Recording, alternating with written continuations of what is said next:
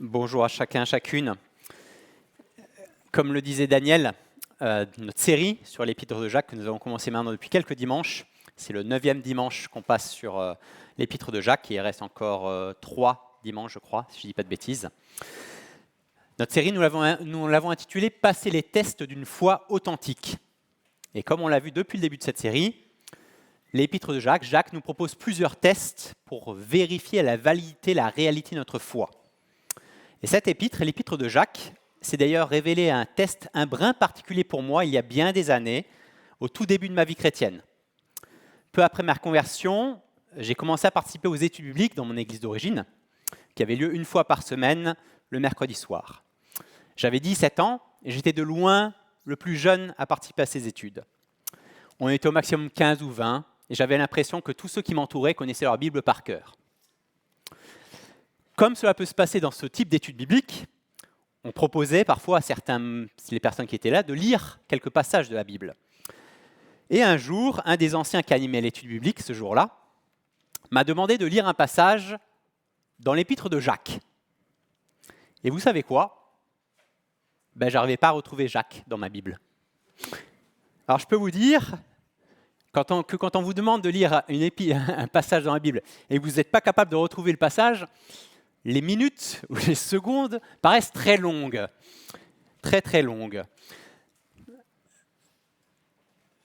Je ne me souviens plus exactement des mots que mon ancien a employés à ce moment-là, mais il a fait preuve de grâce envers moi. C'était une époque où je commençais un peu à souligner certains passages dans ma Bible, et il m'a dit quelque chose comme quoi on voyait bien quand même que je lisais ma Bible. Ouf. L'épître de Jacques a constitué d'une certaine manière un test pour moi, à ce moment-là. Et m'a permis de retenir 2 leçons importantes. D'abord, de toujours faire preuve de sérieux dans ma lecture de la Bible. Je peux vous dire que je n'ai plus jamais oublié que Jacques était après Hébreux. Et aussi de toujours faire preuve de grâce envers ceux et celles que je rencontre et qui ont peut-être plus de difficultés dans leur lecture de la Bible, jour après jour. Toujours est-il qu'après les tests de l'épreuve, de la tentation, de la parole, du favoritisme, des œuvres de la foi, de la langue, de la sagesse et de l'unité, nous abordons ce matin le 9e test que nous propose Jacques dans son épître. À chaque fois, ces tests-là sont là pour vérifier la réalité et la solidité de notre foi. Et ici, nous allons aborder le test du lendemain, le test des projets, que nous trouvons dans Jacques 4, versets 13 à 17, que je vous encourage à prendre, qui est à la page 798, si vous prenez les Bibles blanches devant vous sur les bancs. Jacques 4, versets 13 à 17. Que je vous invite à lire ensemble. À vous maintenant qui dites, aujourd'hui ou demain, nous irons dans telle ville. Nous y passerons une année, nous y ferons des affaires et nous gagnerons de l'argent. Vous qui ne savez pas ce qui arrivera demain. En effet, qu'est-ce que votre vie ? C'est une vapeur qui paraît pour un instant et qui disparaît ensuite.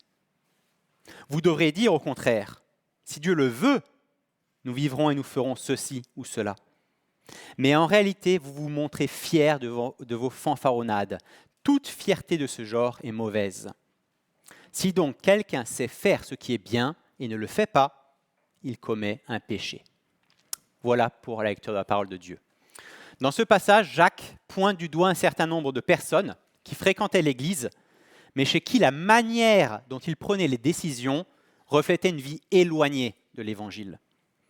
Jacques se sert de leur mauvais exemple pour nous expliquer comment Dieu veut que nous abordions nos projets, comment Dieu veut que nous abordions nos lendemains. Nous allons voir donc 2 manières d'aborder les lendemains et nos projets. L'une excluant Dieu, versets 13, 14 et 16 à 17, et l'autre incluant Dieu au verset 15. D'abord des lendemains excluant Dieu. Jacques commence donc dans ce passage par s'adresser à des personnes qui envisagent différents projets de vie à venir pour faire du business en fait, au verset 13. Ces personnes ont tout parfaitement planifié dans leur vie, dans le moindre détail.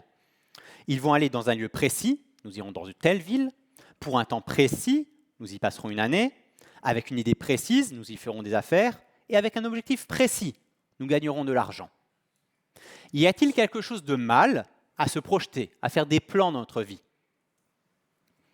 Pas automatiquement, puisque Jésus lui-même nous encourage à réfléchir à nos engagements avant de les prendre.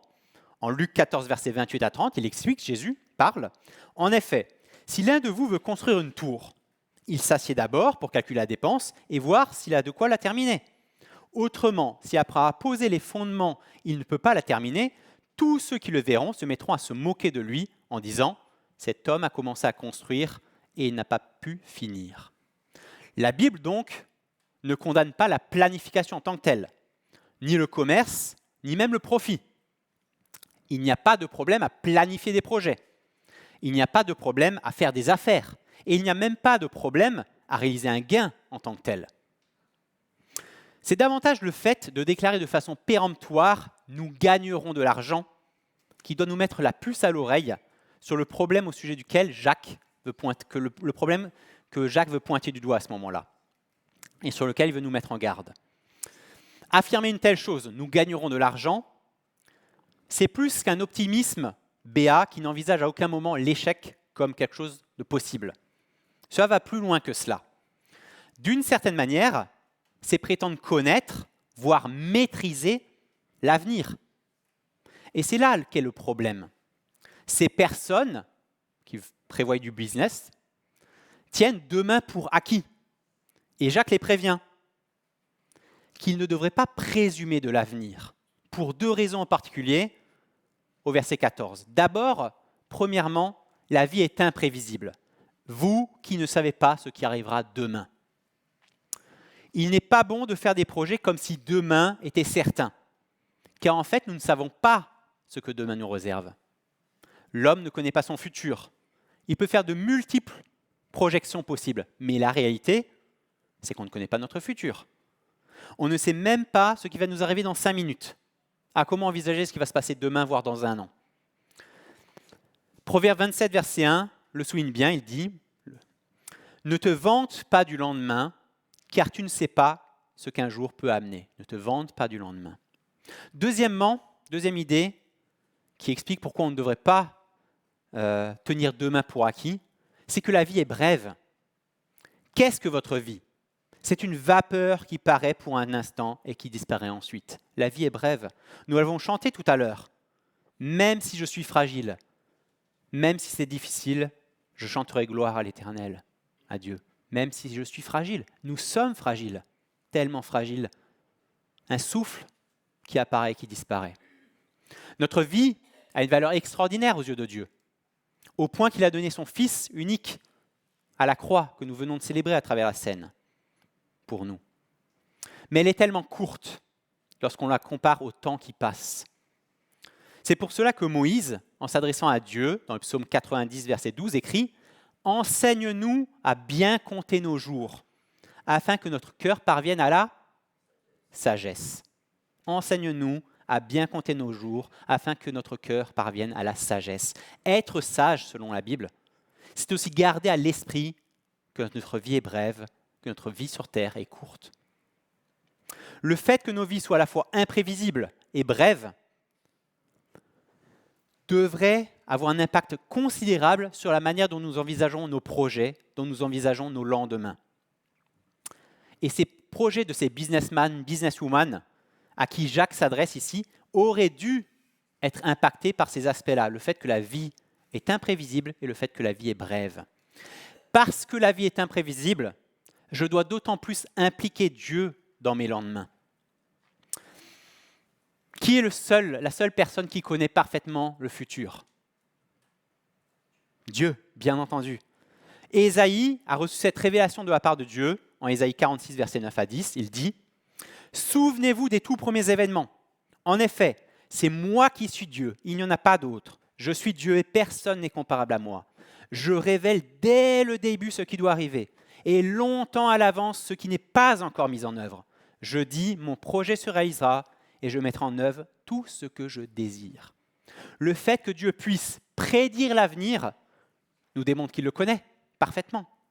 À ce propos, Charles Spurgeon, un prédicateur du XIXe siècle, écrivait « Il existe 2 grandes certitudes concernant les choses à venir. La première, c'est que Dieu les connaît. La deuxième, c'est que nous ne les connaissons pas. 2 grandes certitudes. » En pointant du doigt le fait que ces personnes s'engagent dans des projets en pensant qu'ils vont forcément réussir, comme s'ils connaissaient leur avenir, Jacques souligne le réel problème de ces hommes et de ces femmes dans leurs projets. Le problème n'est pas de faire des projets en tant que tels, mais d'exclure Dieu de leurs projets. Leur vie est parfaitement huilée, parfaitement planifiée, dans le moindre détail. Mais le problème n'est pas là. Le problème, c'est que Dieu n'est pas dans leurs projets. Le grand absent de leurs projets, c'est l'Éternel. Ils font des projets de business, mais sans à aucun moment consulter Dieu, sans à aucun moment l'impliquer dans leurs projets. Ces personnes font tout un tas de projections, mais sans à aucun moment tenir compte de Dieu dans leurs projections. Ils agissent comme s'ils avaient le contrôle de leur avenir. Est-ce que nous n'agissons pas parfois ainsi, comme si nous avions le contrôle de notre avenir ? Cette attitude ne reflète pas seulement un esprit d'initiative, mais aussi une forme d'indépendance vis-à-vis de Dieu. L'indépendance vis-à-vis de Dieu est un péché. Pourquoi ?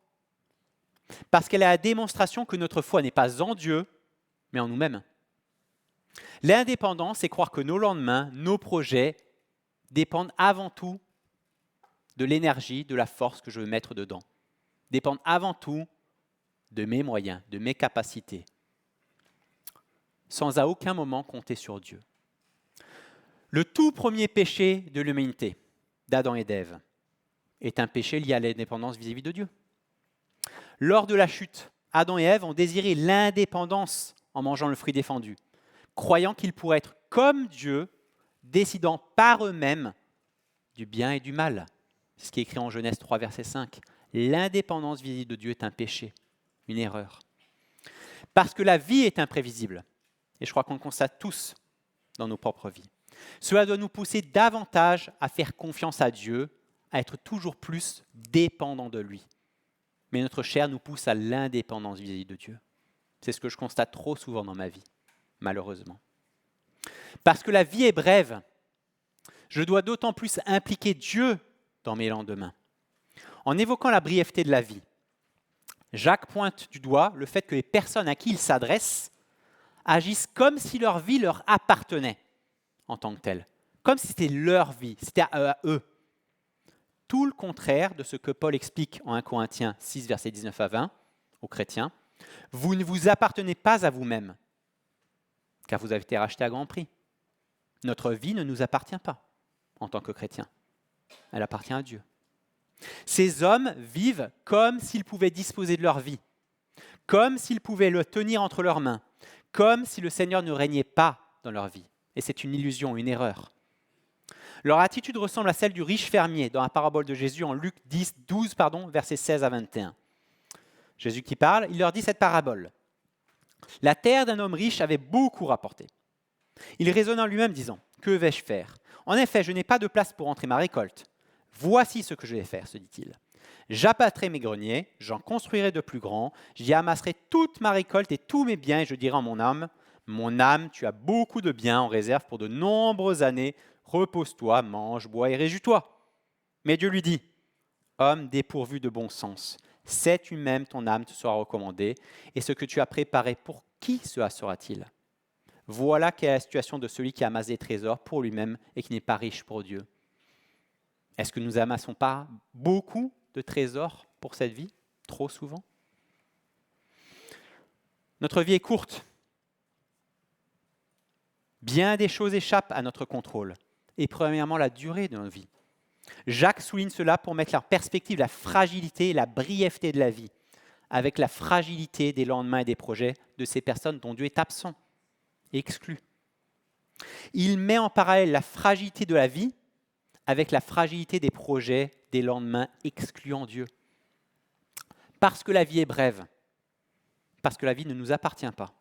Cela devrait nous pousser davantage à faire confiance à Dieu et davantage à être toujours plus conscients que nos vies sont entre ses mains, à lui avant toute chose. Ces businessmen, ces businesswomen ont exclu Dieu de leur projet en se trompant eux-mêmes. La vie est à la fois imprévisible et brève. Ils ne contrôlent pas leur avenir, pas plus que la durée de leur vie. Et cela aurait dû les pousser davantage à la dépendance de Dieu, davantage à impliquer Dieu dans leur projet.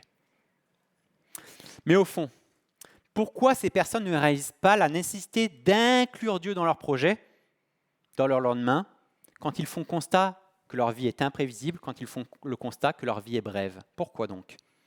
C'est le verset 16 qui nous donne la réponse. En réalité, vous vous montrez fiers de vos fanfaronnades. Toute fierté de ce genre est mauvaise. Ils sont en fait remplis d'arrogance, remplis d'orgueil, en pensant que leurs projets ne dépendent que d'eux-mêmes, et donc en excluant Dieu. C'est ça la réalité. C'est une preuve d'orgueil, une preuve d'arrogance. Je fais ce que je veux, je décide ce que je veux, et je vais réussir parce que je me donne les moyens. Que Dieu le veuille ou non, je réussirai. De l'arrogance. Cette première partie, centrée sur ceux et celles qui excluent Dieu de leur lendemain et de leur projet, se termine au verset 17 par ces paroles de Jacques. Si donc quelqu'un sait faire ce qui est bien et ne le fait pas, il commet un péché. Dans le contexte de notre passage, faire ce qui est bien, c'est inclure Dieu dans nos lendemains, c'est inclure Dieu dans nos projets, en tenant compte de sa volonté pour nous. En excluant Dieu de leur lendemain et de leur projet, ces businessmen, ces businesswomen ne font pas une simple erreur, ils commettent un péché. Souvent, lorsqu'on pense au péché, on pense d'abord et avant tout à tout ce qu'on peut faire de mal. Mentir, voler par exemple. Mais le péché ne se limite pas à cela. Le péché ne se limite pas à ce que je peux faire de mal. Le péché comprend aussi tout ce que je pourrais faire de bien et que je ne fais pas. À ce propos, on peut distinguer, les théologiens distinguent deux grands aspects dans le péché. Le péché par commission, donc c'est tout le mal que je peux faire intentionnellement envers quelqu'un ou quelque chose. Et le péché par omission, c'est le bien qu'on pourrait faire et qu'on ne fait pas. Jésus l'illustre parfaitement dans la parabole du bon samaritain. Vous connaissez peut-être cette parabole où un voyageur est frappé, vilipendé, volé, laissé à l'extérieur, mourant presque. Et deux premiers personnages passent devant ce voyageur, un prêtre et un lévite, avant qu'un troisième, un samaritain, passe et le prenne pour l'aider, le soutenir. Ces deux personnages, le prêtre et le lévite, n'ont rien fait de mal. Ce n'est pas eux qui ont agressé cet homme. Mais ils n'ont pas fait le bien qu'ils auraient pu faire. Ils n'ont pas transgressé un commandement, ces deux personnages en particulier, mais ils sont passés à côté de l'occasion de faire du bien. Et c'est ça ce que Jésus souligne. Si nous savons ce qui est juste et bien, et que nous ne le faisons pas, alors nous sommes dans le péché. C'est pour ça que le problème dans la Bible, ce n'est pas ce qu'on ne comprend pas ou ce qu'on a du mal à saisir. Le problème avec la Bible, c'est tout ce qu'on comprend. Parce que si je ne l'applique pas, je suis dans le péché. Dans le contexte, cela nous montre qu'exclure Dieu de nos lendemains, de nos projets, c'est finalement pas quelque chose de pas si grave que cela. Bon, c'est pas grave. Non, c'est grave. C'est un péché. Chaque fois que je me projette dans un projet quel qu'il soit, et que j'exclus Dieu de ce projet d'une manière ou d'une autre, je suis dans une situation de péché devant Dieu. C'est ce que Jacques nous explique ici. Des lendemains excluant Dieu, et le verset central, verset 15, des lendemains incluant Dieu. Jacques utilise le mauvais exemple de ces personnes qui n'impliquent pas Dieu dans leur projet et dans leur lendemain pour tirer une bonne leçon pour nous. Et voici la bonne leçon centrale de ce passage au verset 15. Vous devriez dire au contraire, si Dieu le veut, nous vivrons et nous ferons ceci ou cela. Cette bonne leçon commence par des mots très très simples, mais qui peuvent amener à des questions très très compliquées. Si Dieu le veut. Si Dieu le veut. Dans le passé, l'expression « Dieu voulant » était beaucoup plus courante. Lorsqu'on prévoyait quelque chose, régulièrement, je me souviens quand j'étais plus jeune, on entendait cette réponse « Dieu voulant ». On pouvait même, peut-être certains d'entre vous l'ont reçu, avoir un courrier où il était écrit les initiales DV, « Dieu voulant » à la fin du courrier. Des choses comme cela. Ça s'est un peu perdu. J'allais dire, jusqu'à début de semaine, quand j'étais en train de rédiger cette prédication, j'avais jamais reçu un WhatsApp, un SMS, où il y avait marqué « Dieu voulant ». Et puis Jean-Yves m'a envoyé un petit message mercredi en me disant qu'il pensait partir vendredi pour ses congés avec Dominique, ce qu'il a fait, et il a fini « Dieu voulant ». Donc, c'était perdu. Non, j'ai reçu un WhatsApp de Jean-Yves où il y avait marqué « Dieu voulant » à la fin. Mais c'est vrai que c'est une expression qui s'est un peu perdue, « Dieu voulant ». Paul lui-même utilise fréquemment cette expression lorsqu'il évoque ses projets de voyage. En Romains 15, verset 32, il dit « Ainsi je pourrai venir chez vous, le cœur plein de joie, si Dieu le veut, et trouver quelque repos parmi vous. » 1 Corinthiens 4, verset 19, « Mais si le Seigneur le veut, j'irai très prochainement vous voir, etc., etc. » Paul, quand il prévoyait des voyages, des choses, Dieu était impliqué dans ses projets, bien entendu. Alors attention, je ne veux pas non plus dire qu'il faudrait toujours utiliser cette expression « Dieu voulant » ou « si Dieu le veut » à toutes les sauces, sans vraiment y réfléchir, un peu comme une formule magique. Non, pas du tout. Ce serait une erreur, car une telle manière de faire, c'est plus de la foi, c'est de la superstition. Un peu comme beaucoup de musulmans peuvent le faire encore aujourd'hui quand ils utilisent le mot « Inch'Allah ». Si je mets « Dieu le veut » à toutes les sauces, c'est la superstition, voilà tout. Ce n'est pas de la foi. En tant que chrétien, réfléchir à nos lendemains, à nos projets, avec cette idée sous-jacente, si Dieu le veut, Dieu voulant, ne doit pas être vécu comme une formule magique, mais comme une attitude de cœur. Si Dieu le veut, ne doit pas être une simple maxime à répéter à tue-tête, mais plutôt une attitude de cœur constante. Dire Dieu voulant, que ce soit à haute voix ou dans son cœur, doit être le résultat d'un désir profond de se rappeler de la souveraineté de Dieu sur nous et sur nos projets, sur nos lendemains. Il s'agit de ne pas simplement rechercher l'approbation de Dieu sur mes projets, mais plutôt de chercher à entrer dans les projets de Dieu pour moi. Vous avez compris la différence? Ce n'est pas demander la bénédiction de Dieu sur mes projets d'abord. C'est demander à Dieu de pouvoir entrer dans ses projets pour moi. Et ce n'est pas la même chose souvent. À partir du moment où nous avons cette attitude de cœur pour rechercher la volonté de Dieu dans nos vies, alors Jacques précise au verset 15 que nous vivrons et nous ferons. Alors on pourrait vite passer sur le « nous vivrons » et aller tout de suite sur le « nous ferons ». Penser que nous vivrons, c'est un acquis. Mais encore une fois, la vie est imprévisible, la vie est brève. C'est Dieu qui tient nos vies dans ses mains. C'est Dieu qui nous accorde la vie. Et vivre permet justement ensuite de faire, de s'engager dans les projets et dans les lendemains. Le « nous vivrons » est essentiel et c'est un cadeau de Dieu. Ce matin, nous nous sommes levés les uns et les autres, c'est un cadeau de Dieu. On prend trop les choses pour acquises, moi le premier. Mais ce jour, comme les lendemains, sont un cadeau de Dieu. Il est nécessaire de nous rappeler que chaque détail de notre vie dépend de Dieu, à commencer par notre existence même, à commencer par le fait que nous nous levions jour après jour. Tout cela nous permet de vivre pleinement des lendemains incluant Dieu. Et cela va encore une fois plus loin que d'inclure Dieu dans nos lendemains, dans mes projets, mais plutôt de nous inclure dans les projets de Dieu, pour nous. Si Dieu le veut, c'est chouette, vous allez me dire. Mais quelle est la volonté de Dieu pour moi? Quelle est la volonté de Dieu pour moi? C'est peut-être l'une des plus grandes questions qu'on se pose, jeune, mais même plus âgé. Quelle est la volonté de Dieu pour moi? Dans les grandes questions existentielles, avec qui je vais me marier, quelle étude poursuivre, où je vais m'installer, dans quelle église je vais m'engager, etc., etc. Mais aussi pour tout un tas de questions moins essentielles peut-être de la vie. Quelle est la volonté de Dieu pour moi? Frank Segon, que nous avons eu comme orateur pour un séminaire en janvier, et qui s'est beaucoup intéressé à la question de la volonté de Dieu, a réalisé un excellent travail de synthèse sur ce sujet, dont je me suis beaucoup inspiré. Il explique que classiquement, de nombreux chrétiens voient dans la Bible 3 aspects à la volonté de Dieu. 3 aspects à la volonté de Dieu dans la Bible. D'abord, la volonté souveraine de Dieu. La volonté souveraine de Dieu correspond au plan déterminé à l'avance par Dieu pour tout ce qui se produit dans l'univers. Rien ni personne ne peut faire échec à cette volonté souveraine de Dieu. Cette volonté n'est révélée aux hommes qu'au moment de son accomplissement. C'est une volonté cachée pour nous. Par exemple, un exemple de la volonté souveraine de Dieu, c'est le jour et l'heure exacte du retour de Jésus-Christ.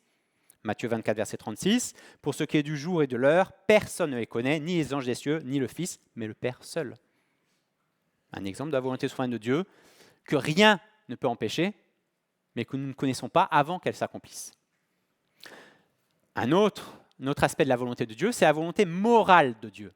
La volonté morale de Dieu correspond aux commandements moraux révélés dans la Bible qui nous enseignent de quelle manière nous devons vivre en tant qu'enfants de Dieu. Tous les chrétiens s'accordent à dire que cette volonté morale de Dieu est révélée complètement et intégralement dans la parole de Dieu. Paul l'affirme en 2 Timothée 3, versets 16 à 17, il dit « Toute écriture est inspirée de Dieu et utile pour enseigner, pour convaincre, pour redresser, pour éduquer dans la justice, afin que l'homme de Dieu soit adapté et préparé à toute œuvre bonne. » La volonté morale de Dieu est entièrement et pleinement révélée dans la parole de Dieu. Et enfin, la troisième volonté, c'est la volonté spécifique de Dieu. C'est le plan de vie unique, idéal, détaillé que Dieu a conçu pour chaque croyant. Il existe différents exemples bibliques de cette volonté spécifique de Dieu, comme lorsque Dieu dit à Joseph de fuir en Égypte, par exemple, après la naissance de Jésus, ou lorsqu'il donne une vision à Pierre pour le convaincre d'aller auprès de Corneille, cet officier romain, ce qui permettra au tout premier païen d'accéder au salut. Donc il y a des exemples de volonté spécifique de Dieu. La volonté spécifique pourrait être représentée par le centre d'une cible. Le cercle extérieur représente la volonté morale de Dieu. Et le centre de la cible, la volonté spécifique. Et ce qui est autour de cette cible, c'est ce qui est en dehors de la volonté de Dieu, en dehors de sa volonté morale. Toute décision prise à l'extérieur de la volonté morale est donc mauvaise. Prenons un exemple. Un chrétien qui décide de se marier avec un incroyant tombe à l'extérieur de la cible, selon 2 Corinthiens 6, versets 14 à 15. Il est en dehors de la volonté de Dieu. Maintenant, imaginons que vous choisissez de vous marier avec un autre chrétien. Vous êtes dans la volonté morale de Dieu à l'intérieur du cercle. Mais que vous ne choisissez pas la personne que Dieu avait prévue pour vous, le centre de la cible.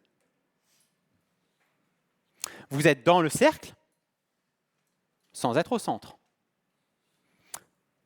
Certains chrétiens pensent alors que Dieu permet cette situation car elle entre dans la volonté morale, mais qu'elle n'est pas la volonté idéale de Dieu, parce qu'elle n'est pas au centre de la cible. Est-ce que vous percevez le problème potentiel de penser ainsi en termes de volonté morale, de volonté spécifique de Dieu pour nous? Penser que Dieu a une volonté spécifique et centrale pour nous sur tous les sujets de notre vie engendre forcément une peur intense. La peur de se louper. La peur de louper la volonté spécifique de Dieu dans ma vie sur ce sujet précis. Gary Friesen et Robin Maxson, dans leur livre « Vos décisions et la volonté de Dieu », l'expriment ainsi.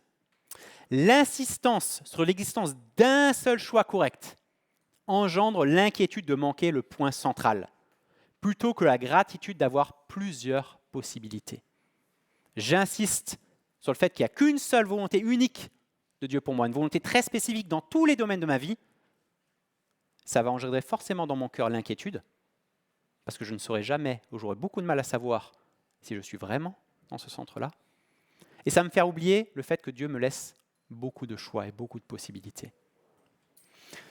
Dans leur livre, ces deux mêmes auteurs ont étudié le contexte de tous les versets où nous trouvons les expressions relatives à la volonté de Dieu. Il y en a beaucoup. C'est un travail long, fastidieux. Et voici la conclusion à laquelle ils sont parvenus. La Bible n'enseigne pas qu'il faille rechercher la volonté spécifique de Dieu pour chaque détail de la vie quotidienne. En revanche, elle nous encourage vivement à rechercher la volonté morale, à demander la sagesse, à soumettre humblement nos projets à sa volonté souveraine. Lorsque Dieu souhaite révéler quelque chose de spécifique, il le fait de telle manière que le bénéficiaire n'est jamais dans l'expectative. Dieu souhaite que nous soyons remplis de la connaissance de sa volonté morale. Il s'intéresse davantage à notre cœur, nos objectifs, nos motivations, notre attitude qu'aux détails de la vie quotidienne. Si Dieu a une volonté spécifique pour vous ou pour moi, il ne me laissera pas, il ne nous laissera pas dans l'inconnu. Ce sera clair comme de l'eau de roche. En dehors de cette situation-là, Dieu nous donne une volonté morale, une cible dans laquelle nous sommes dans sa volonté. Une illustration pour mieux vous faire comprendre les choses. Lorsque Manu s'est mariée avec moi, elle était dans la volonté morale de Dieu, j'espère. Mais était-elle au centre de la cible? Ah! Je n'en suis pas certain. Dans le sens que je n'ai aucun problème à penser, à croire que peut-être dans la terre, il y avait un autre chrétien qui aurait pu la rendre plus heureuse, plus épanouie en tant que mari et femme. Est-ce que cela doit être une question existentielle maintenant pour Manu?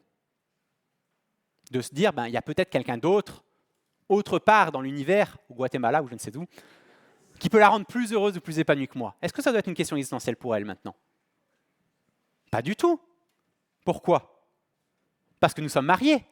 Et quand elle m'a dit oui, elle a dit non à tous les autres, et même à ceux qui potentiellement auraient pu peut-être, hypothétiquement, la rendre plus heureuse et plus épanouie que moi. Elle a été dans la volonté morale de Dieu. Elle a fait un choix selon Dieu. Et c'est ce qui est le principal.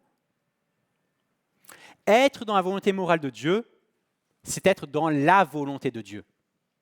Parfois, il se peut que Dieu nous donne une volonté spécifique dans un domaine en particulier, et ça, nous le saurons. Ce sera clair, encore une fois. Mais la plupart du temps, la volonté de Dieu est essentiellement morale. Et Dieu nous donne donc la liberté de choisir dans le cadre de cette volonté morale. Et tant qu'on choisit dans le cadre de cette volonté morale, on est dans la volonté de Dieu. L'essentiel aussi à nous rappeler au sujet de la volonté de Dieu, c'est que nous sommes toujours responsables de nos décisions, de nos choix, pour qu'ils s'intègrent dans le cadre de cette volonté morale de Dieu. Lorsque nous serons devant Dieu, aucun de nous ne pourra se défiler en disant « Seigneur, c'est toi qui m'as poussé à acheter cette voiture, cet appartement, ces roues de vélo », dédicace à Damien, si vous vous souvenez de sa présidence il y a quelque temps. « C'est toi qui m'as poussé à croire que je devais ressentir une pression intérieure pour connaître ta volonté parfaite. C'est toi qui m'as poussé à m'inscrire dans cette université. C'est toi qui m'as poussé à accepter ce travail. C'est toi qui m'as poussé dans l'escalier. » Non. Nous avons chacun, individuellement, personnellement, des comptes à rendre à Dieu du fait que nous sommes responsables, vous et moi, de nos choix, de nos décisions et de nos projets. On raconte l'histoire d'un chrétien qui cherchait ardemment la volonté de Dieu, comme chacun d'entre nous, je pense. Un jour, alors qu'une pluie torrentielle commençait à inonder les rues, une équipe de pompiers passa à proximité pour lui demander de quitter sa maison avant que l'eau n'envahisse toute la ville. Ce dernier leur dit « Non merci, j'ai prié mon Dieu et j'attends un signe de sa part. » Après plusieurs heures, l'eau était tellement montée qu'il était devenu impossible de quitter la ville sans bateau.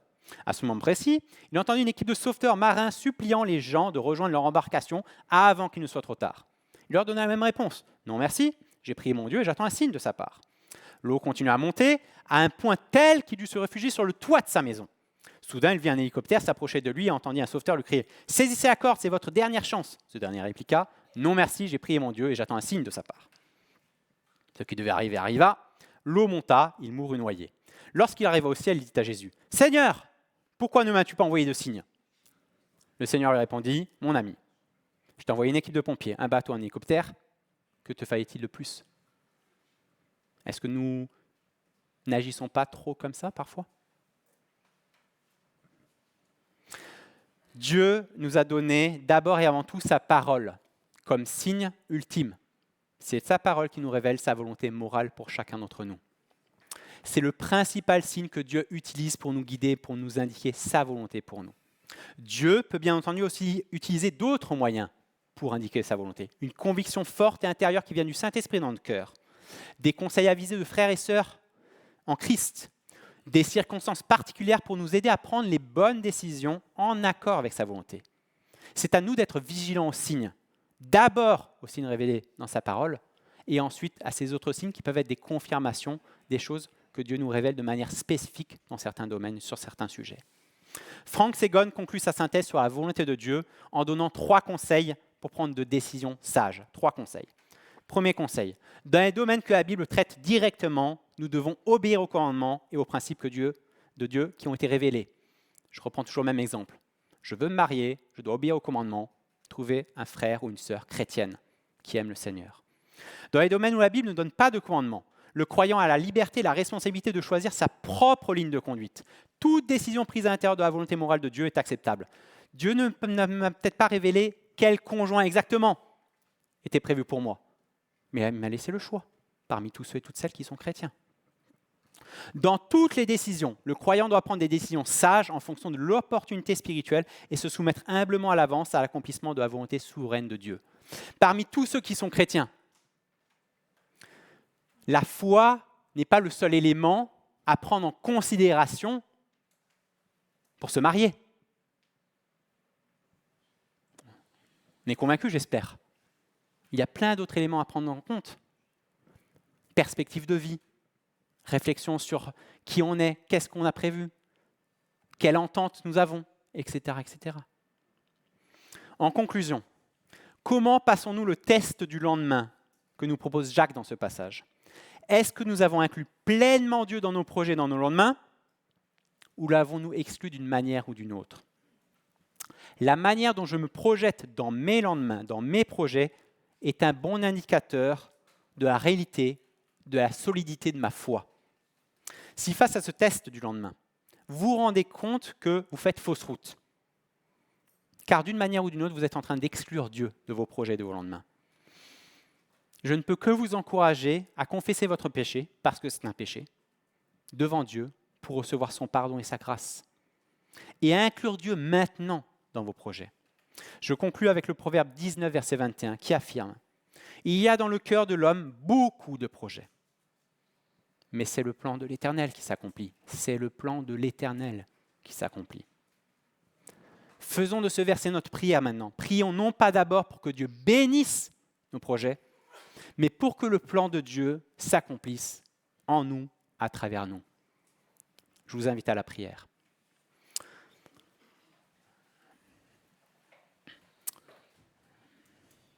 Seigneur, nous voulons d'abord et avant tout te demander pardon dans les occasions et les situations où nous t'avons exclu de nos projets, de nos lendemains, pour toutes les fois où nous avons cherché à être indépendants de toi.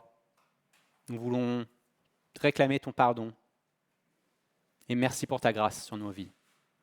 Et Seigneur, nous voulons maintenant pas simplement te demander de bénir nos projets, mais vraiment vivre dans ton plan pour nous. Nous voulons vraiment rechercher ton plan pour nos vies, pour que ton œuvre de grâce s'accomplisse et que tu puisses faire une belle œuvre pour ta gloire. Amen.